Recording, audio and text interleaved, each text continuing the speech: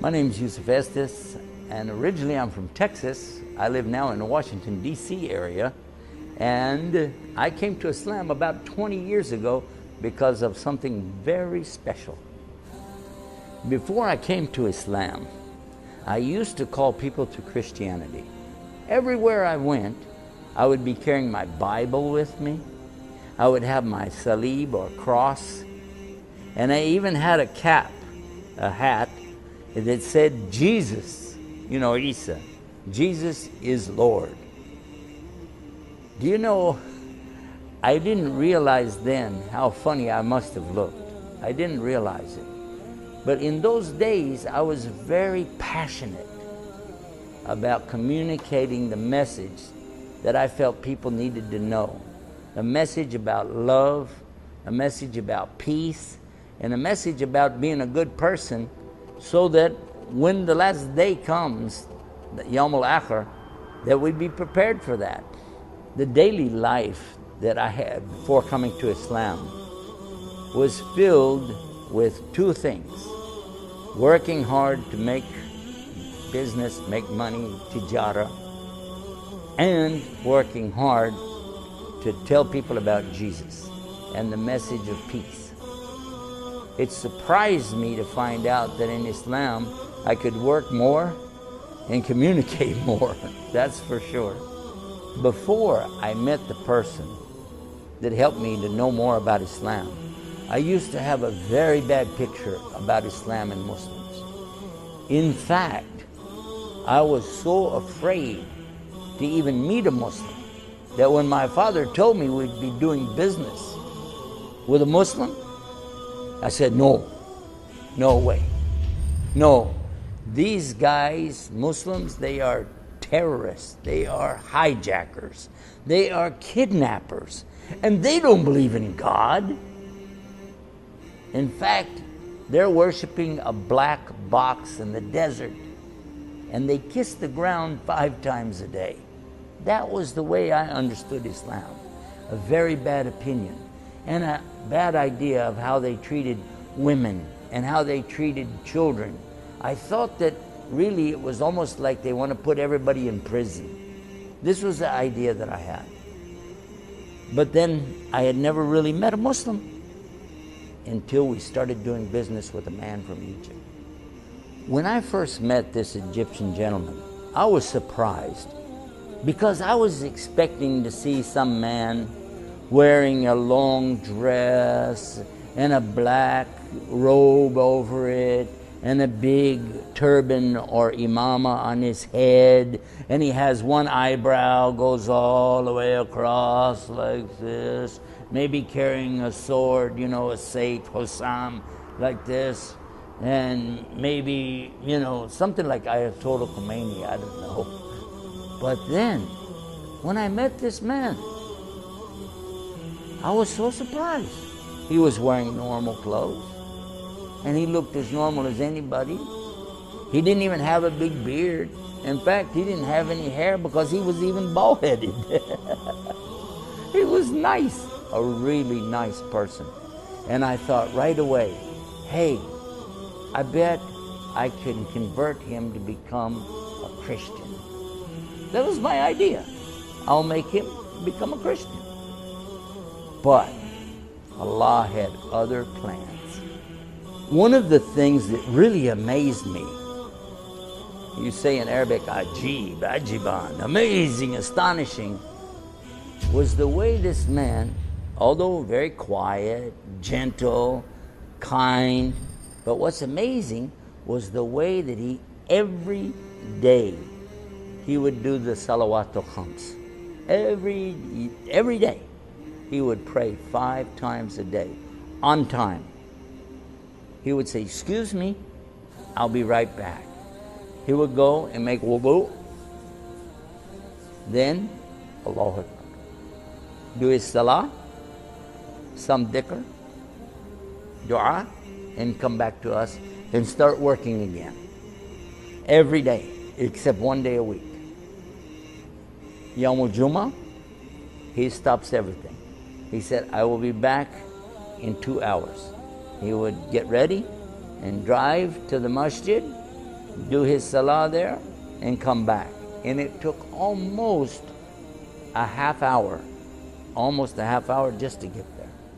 So that's why he had to take 2 hours off. But he would still come back and go right back to work again. So the man would work 7 days a week, but he would stop for his worship. Another thing that he did, he liked to fast, Saum, on Mondays and also on Thursdays. And you would go to him and say, would you like this? You want some of this? So and so. He'd say, no, it's okay. I'm fasting. One amazing thing about him that even my father talked about was how honest he was in business. Anytime there was any business transaction whatsoever, he always made sure the customer got full value for whatever it was they were doing, and to be sure that they got the product that they were promised, and then the follow-up to be sure that they were happy. That was another thing that we really were amazed about. You know, I thought, if we make this man a Christian, we could make him a saint, maybe even an angel, because he's so sweet, so nice. But do you know what happened? One day, while I was trying to convert him, he asked us about the Bible.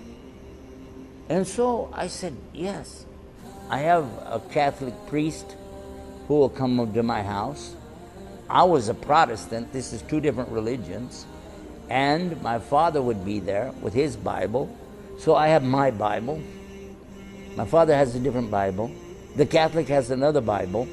And we'll sit there and try to talk to him about all this. But then we began saying, which Bible, you know, between us. All the time, the Muslim, he's sitting there, quiet. So we ask him, well, how many versions, you know, of that Quran do you have? He said, one, just one.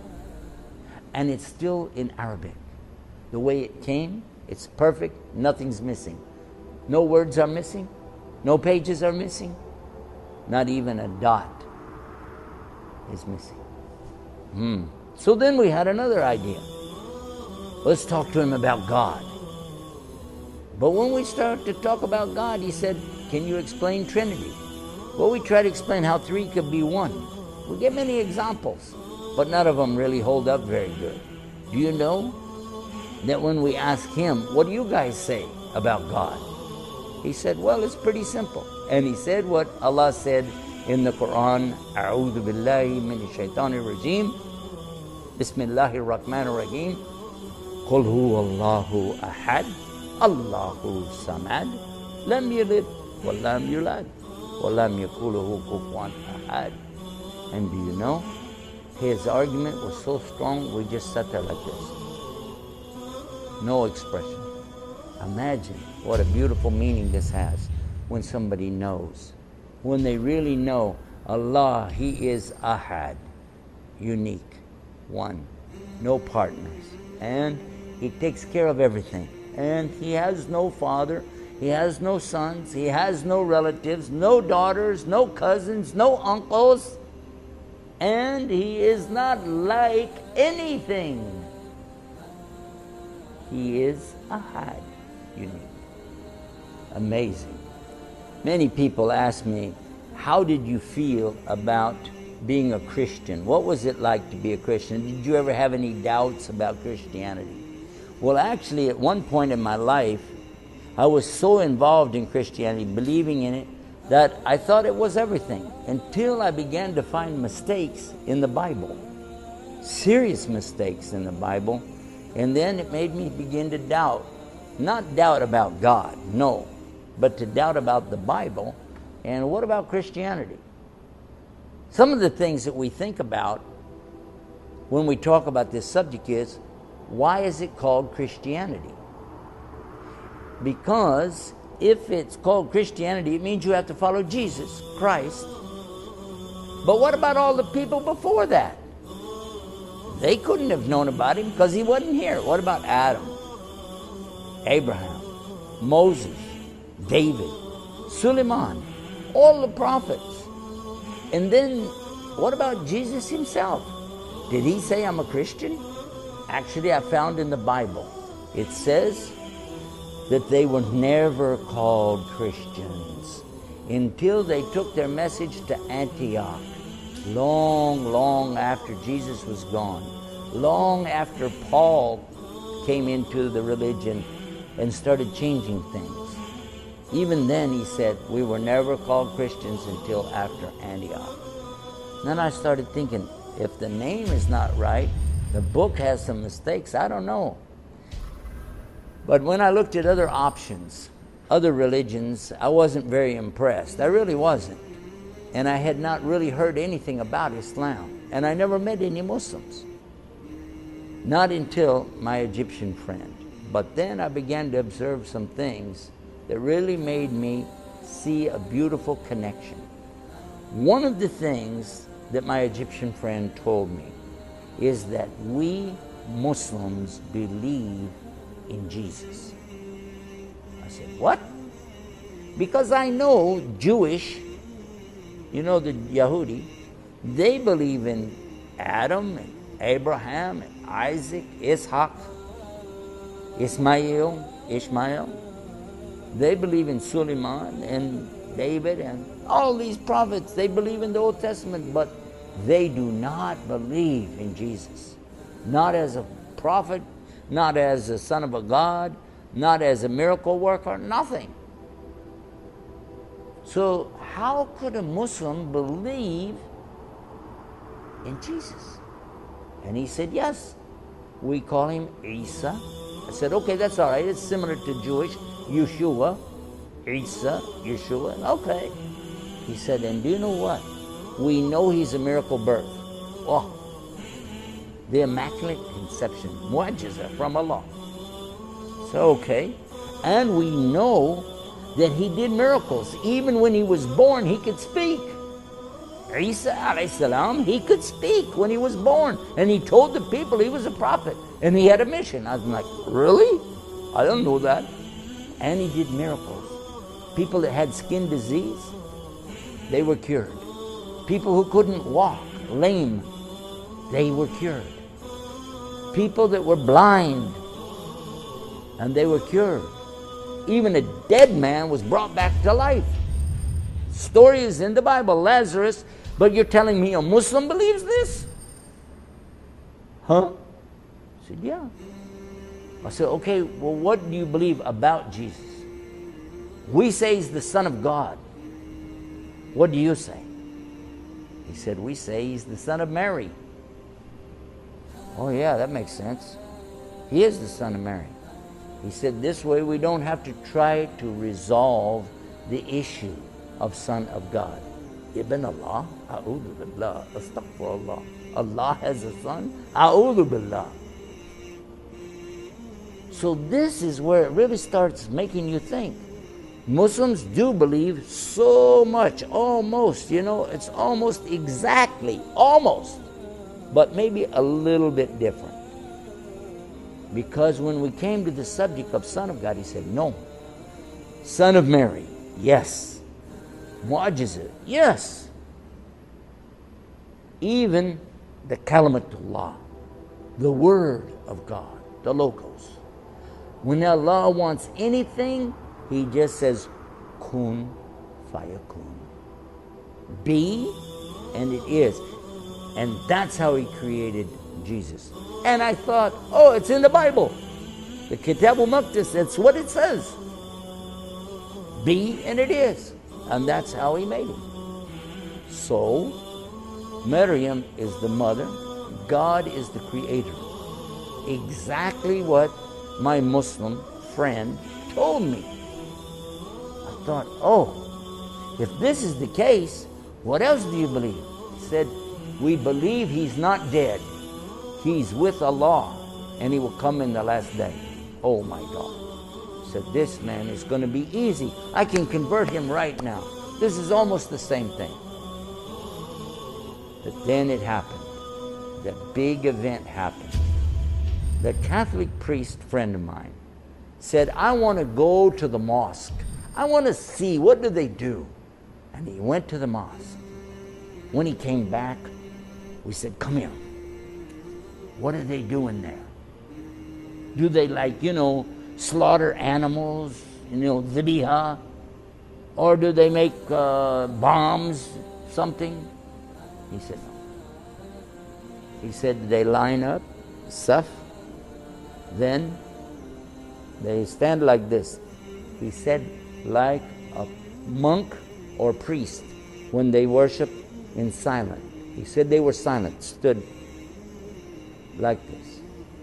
I said, really? He said, then they bow, ruku', then sajda, then sitting, silent, not talking to each other, nothing, silent the whole time until Assalamu alaikum rahmatullah. Assalamu alaikum rahmatullah. I said, then? He said, they left. I said, what kind of music did they have? He said, they don't have any music. I said, what? How do you worship God with no music? I was a music minister. I'm wondering, how? No music? He said, no. No music. I got to know more about this. Well, I did. I learned a lot more about it. Do you know what happened next? It came my turn. I became very curious. So I began asking some hard questions to the Muslims. What do you say about this? What about so-and-so? I heard Muslims, they do so and such. And every time I asked him a question, he smiled. And he would tell me so many nice things. And I would think, this is not the image I had in my mind. In fact, when I think about Isa alayhi salam, what was his character like? How did he act? How did he treat people? How? And I said to myself, this man, this Muslim, is acting more like Jesus than the Christians. He never drinks alcohol. He never smokes cigarettes. He never lies. He never cheats.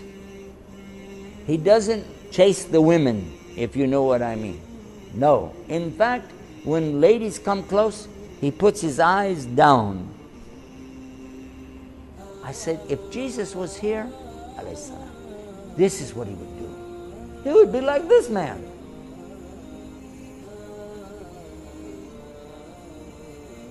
I still wondered, how can I get him to be a Christian? It was still in my mind, how can I get him to be a Christian? But all along, I was wishing I could be more like this man, because he was at peace inside. No matter what happened, if we have a flat tire on the road, he's at peace with it. It's alhamdulillah, qadr Allah. I don't know what he meant. He said, qadr Allah, mashallah. I don't know what it meant. But he would say that and he would smile. If we ran out of gasoline, no fuel, alhamdulillah, qadr Allah.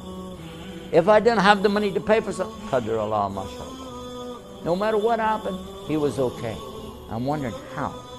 How can this man be in such peace all the time?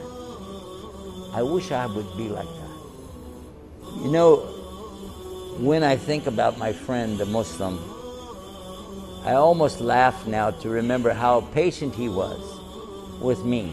Because I would be telling him, this and so, and come on and be a Christian. And he would smile. Finally, one day,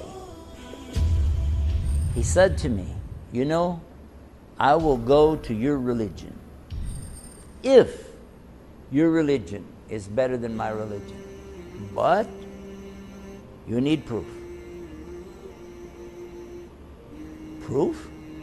Well, we know in Islam that dalil is something very important. If somebody tells you anything, ana dalil ya akhi, right?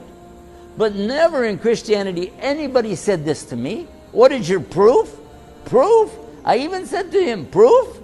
Religion is not about proof. It's about faith. All about faith, no proof. He said in Islam, we have both. We have faith, but we have proof. And when he said that, It came in my mind. And I said to him, do you mean to sit there and tell me, as a Muslim, you can prove there's God? Then he said to me, do you mean to sit there as a preacher for Christians and you can't?